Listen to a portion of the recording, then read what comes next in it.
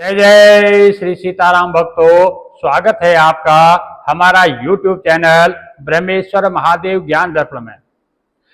भक्तजनों, आज जो हम चर्चा करने वाले हैं, जैसे कि हमारी जो सनातन धर्म का जो मुख्य त्योहार होता है शुभ दीपावली, उसका पर्व आने वाला है। ये 5 दिवसीय पर्व है और उसके बाद जो है हमारा छठ महापर्व भी आता है।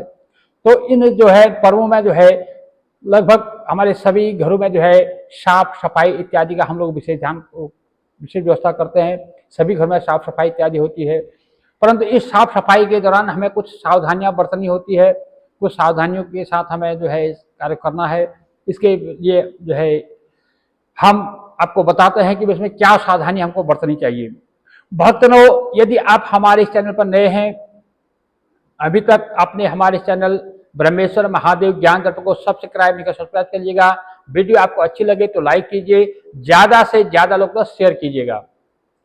भक्तों, जैसे दिवाली का जब ये शुभारंभ जब होता है, इसके पर्व आना शुरू होता है, तो लगभग 10 दिन 15 दिन से पहले जो है हमारे घरों में जो है साफ सफाई इत्यादि जो है शुचिता पवित्रता का विशेष कार्यक्रम शुरू होता है। घर घर में जो है साफ सफाइयाँ होने लगती है, विशेष जो है खरीदारियाँ शुरू हो जाती है, नाना प्रकार के सामान जो है खरीदते हैं, लोगों का उत्साह एक उमंग बन जाता है।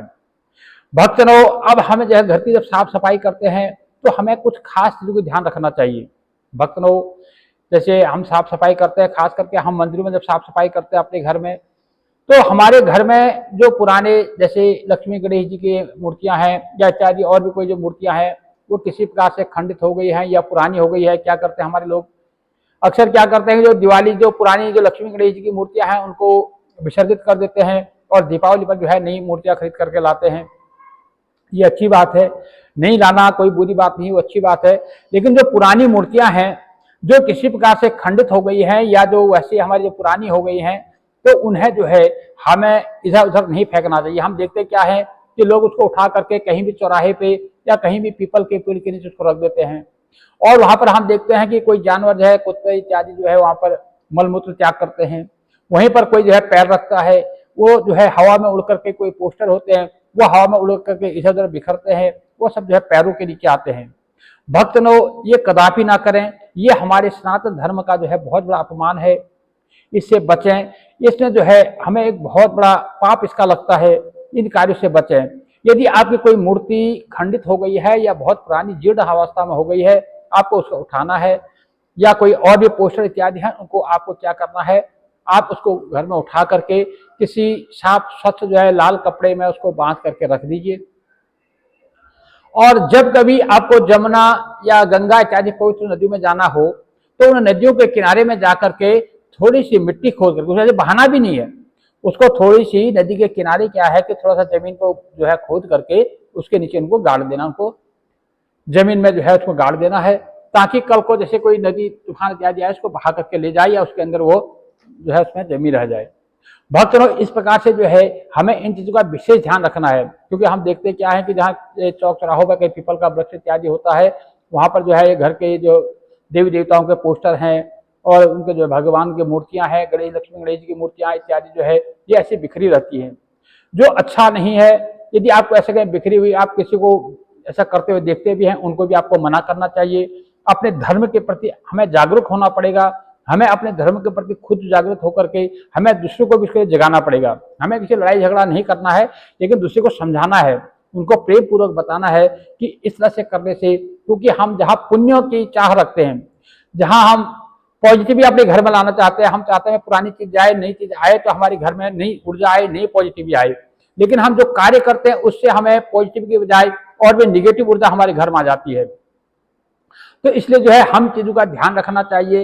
हमें विशेष करके जो है देवी देवताओं की मूर्तियों का, पोस्टरों का, इन चीजों का विशेष ध्यान रखना चाहिए।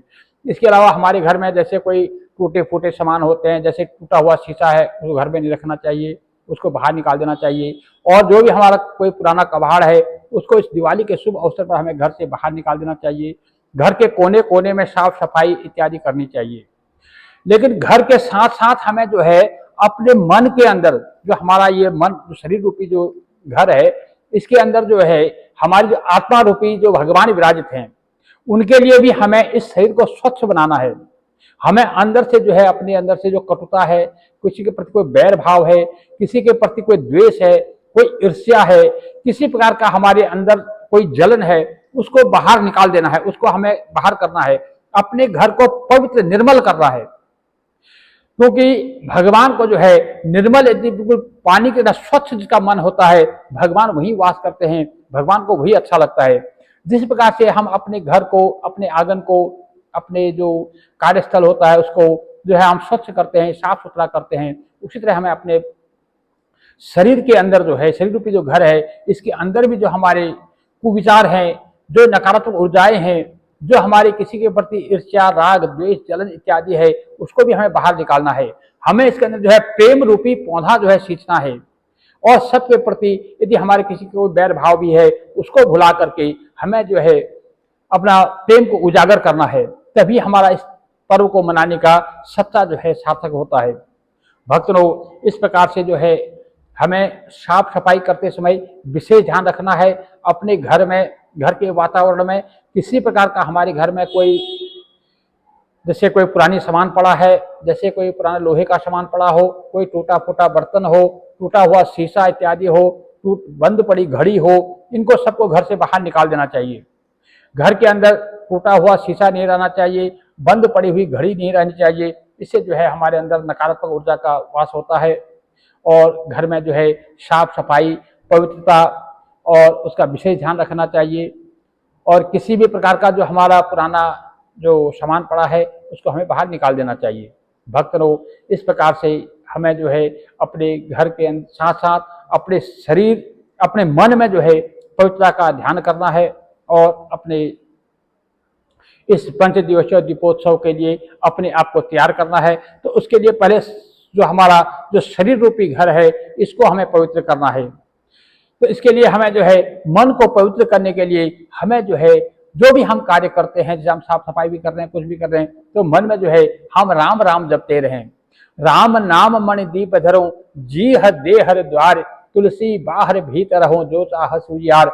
यानी जो राम नाम रूपी जो दिया है, यदि हम वो मुख रूपी इस गेट पर रख देंगे, तो इससे क्या है कि अंदर और बाहर दोनों तरफ जो है उजाला ही उजाला, प्रकाश ही प्रकाश होगा। तो इसलिए जो है हमें जो है अपना जो भी कार्य करते हैं, हमें राम नाम रूपी, राम नाम जपते हुए सारे कार्यक्रम को करना है, सारे कार्यों को करना है। और जो भी कार्य करें उसको भगवान की सेवा मान करके, भगवान की आज्ञा मान करके, भगवान के निमित्त कार्य कर रहे हैं ऐसा समझ करके उस कार्य को करना चाहिए।